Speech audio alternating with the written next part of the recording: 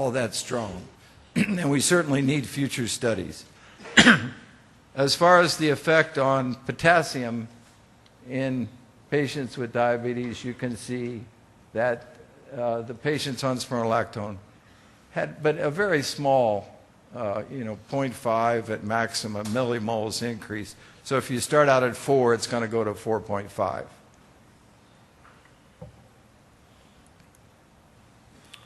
Well, the best study looking at proteinuria is this study that just came out not too long ago in 2009.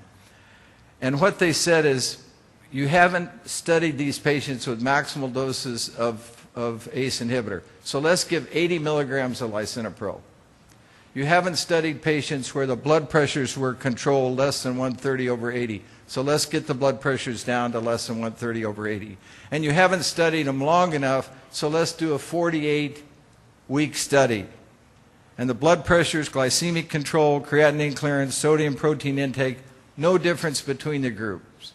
So let's look at an angiotensin receptor blocker, losartan, 100 milligrams, on albumin creatinine ratio, and let's look at 25 milligrams of spironolactone. Everything else controlled, prospective randomized study, 48 weeks.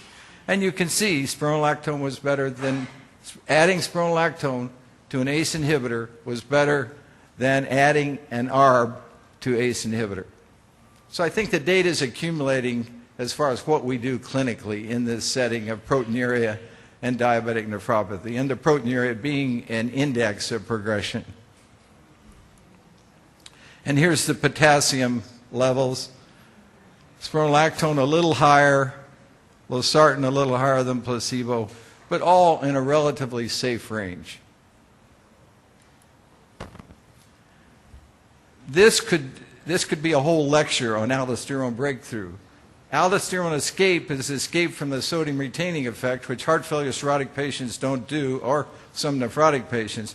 The breakthrough is where you give an angiotensin receptor blocker or an ACE inhibitor, type 1, type 2 diabetes, and then you follow them for weeks. In 40% in both circumstances, the aldosterone level goes down, and then it's back to normal within weeks. So-called aldosterone breakthrough, not escape, aldosterone breakthrough. And if you look at those patients, they do worse. So the question is, if we identified those patients with aldosterone breakthrough, are those the ones that should be getting 25 milligrams of mineralocorticoid antagonists? And we don't know. But at least theoretically, that's a possibility. Last slide. This epidemic of obesity, adipose tissue, secretagogues for aldosterone, aldosterone causing vascular injury, contributing to resistant hypertension, 3-drug resistant or more. And by blocking it, one can see an effect.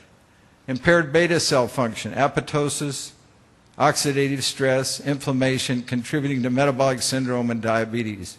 Impaired insulin sensitivity, increased pro-inflammatory adipokines, and the kidney injury that we've talked about may combine to be a major factor in increased cardiovascular and kidney disease mortality and morbidity. Obrigado.